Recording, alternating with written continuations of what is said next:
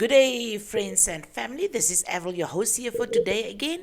And remember, I told you I will do two podcasts with video, audio, and the last three on audio. Yeah, so we are back, and today we're going to talk about purpose, projects, and public life. There's a specific kind of exhaustion that only comes when you are trying to build something. Like now that I sat and I was all went good and all was happy. And then I realized, but should I do video? Should I do audio? And I thought, but I said audio.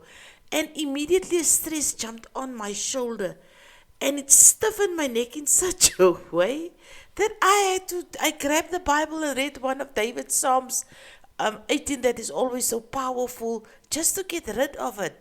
So sometimes you do not even plan for something like this to happen, then a stress or some sort of stress want to jump. But welcome to today that we're going to have poise under pressure and how to stay on the wall. We're going to think of Nehemiah as a character. So the diagnosis here is the cause of today's stress, and it's not what you think. This now is not opposition. You can survive the opposition. I already showed you in day one what to do. This is now divided attention. Your brain cannot fully attend to two demanding things at once. What it does instead, it switches rapidly and it just goes haywire. When you are building something meaningful, while simultaneously defending it, explaining it, and worrying about something or somebody who will approve. That was precisely what happened. Will my audience listen to the audio? How will they experience the audio and all this? And then it causes stress. So sometimes simple things, and I thought to myself, just start. If they listen, they listen. If they don't, then I know what to do next time. They are more into the visual audio. So distractions do come, but what are we going to do? Like Nehemiah, the time with Nehemiah, it was, you know that he was the builder and he was the cupbearer to a foreign king. And when he heard, he asked about how's things going at home. And the people told him, but the city wall is down and it's not going good. So the report wasn't so good. So then Nehemiah he started to feel sad, and he was stressed out deeply in such a way that the king could see it, and the king asked him what was going on, and he told him, and then the king said, okay, now go build the wall. But then it wasn't just that. When he was there and he got all the equipment, now he was on the wall, then the opposition comes. That is now your Sanballats and your Tobias, that you want to prove yourself that you can do something. But the only thing they wanted came with distraction, but all that you do, you just stay on the wall. The invitation, they came 4 times, they sent messages. Nehemiah, come down and let us meet in the plain of Ono. Let's talk. Let's discuss this. Let's have a conversation. How many times were you busy with a project and somebody very near to you, they come and they disrupt you, not because of what they want your time. And all of a sudden you leave what you're busy with, and when you get back to it, you have to struggle a little bit to get on track again, and that person is off. So you have to decide, no, I'm going to stay on this wall until it's finished. And like 52 days later, was it when he could get off the wall and his things were done. What are you currently busy with? Your project or your assignment or your purpose, and nobody is, and you want to finish, but because some people want your attention, focus. Not every invitation deserves a response. I've already told you. Not every invitation deserves a response. Don't act immediately. Tell them, give me time till tomorrow, or within the next week, I will give you an answer. And not every critic deserves a meeting. Sometimes people can be so critical, they blow the wind from your man. I don't know how to say in Afrikaans, there's such a great word. Hulle sit sommer die wind uit jou seile uit. But in any case, but those are also there. What I normally do while the person was still busy talking and I see the direction it's going, I normally start singing, or I start praying in my mind, but I get distracted. So I will look you in your face and I will smile. It's almost like wave and smile. When the others are clapping, I'm clapping, but I'm a long time shut down, just to keep that inner peace of mind. So, on the modern playfield, as in our today's life, as I now said, who are those ones dragging you into a meeting? Oh, that endless meetings that was supposed to be 30 minutes. Then you could have said everything, but now it goes to 3, 4, 5 hours. And people, I don't know what's going on with our nation, but that is the thing.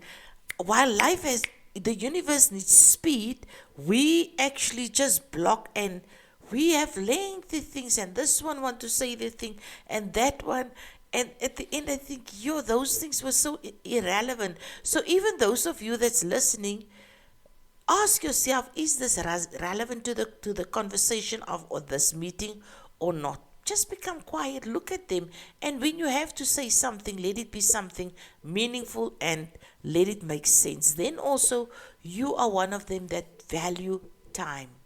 So the sentence, now we're going to have like a practical thing that you can do actually, is first is your sentence, right? Just one line, not more than one. Name something that you work on that is of great importance to you currently and that you want to work on. But now you also think of, are you still busy with it, or did somebody distract me now and took me away from that I cannot finish it and I cannot complete it? So then you realize, I must take charge of this. This cannot be. Get yourself to the point where nothing distracts you, because it's the distractions that when you get back to your assignment that you are actually stressful, that you gave so much time. Like sometimes myself, I find myself busy with one thing, somebody comes interrupt, and I pay the attention, I go and I help and I assist, and when I come back I think, where was I? But I told myself I must be finished with this in this 1 hour. And I think that is what also caused the stress before it, because I delayed a little bit before I started. So let's be the Nehemiahs as from this time forward, that finish our personal projects and don't let people come in, steal our time, causes our stress, and then we cannot finish what we've started. So till tomorrow, we're going to have somebody else, that the inner life and the mind. We're going to talk about your inner life and your mind. Remember what I said, that I actually went to the book of Psalms just to get myself and to get myself again on track. And if I can read, can I now read? Do I have this? Yeah, I think I've got 2 Samuel here, and I just want to read you a verse that just helped me when I started it off, and David's song of praise. David sang to the Lord the words of the song when the Lord delivered him from the hand of his enemies and from the hand of Saul. He said, "The Lord is my rock, my fortress, and my deliverer. My God is my rock in whom I take refuge." Who are you taking refuge? So immediately when I felt that stress, I grabbed the Bible, I opened it, and I read this passage. And I took refuge in the Lord, because He is my shield and the horn of my salvation. He is my stronghold, my refuge, and my Savior. And I said, Lord, you're my refuge, you're my Savior. Save me now from just doing my own thing or where my mind wants to go. And from violent people, you save me. I call to the Lord, who is worthy to be praised, and have been saved from my enemies. And so David go, in my distress, verse 7, I called to the Lord. I called out to my God. From his temple he heard my voice, and my cry came to his ears. Now just as hear the next one, verse 8. The earth trembled and quaked. The foundations of the heavens shook. They trembled because he was angry. God was angry. Just in verse 9, smoke rose from his nostrils. Consuming fire came from his mouth. Burning coals blazed out of it. Now that is the God that we serve, that can help us in any situation. people, and immediately the stress levels went down. None of us are guaranteed to be without stress. It just means how quick we detect it and how quick we can let it go. So, with that in mind, love you. Please subscribe to my channel. Till next time, Avril.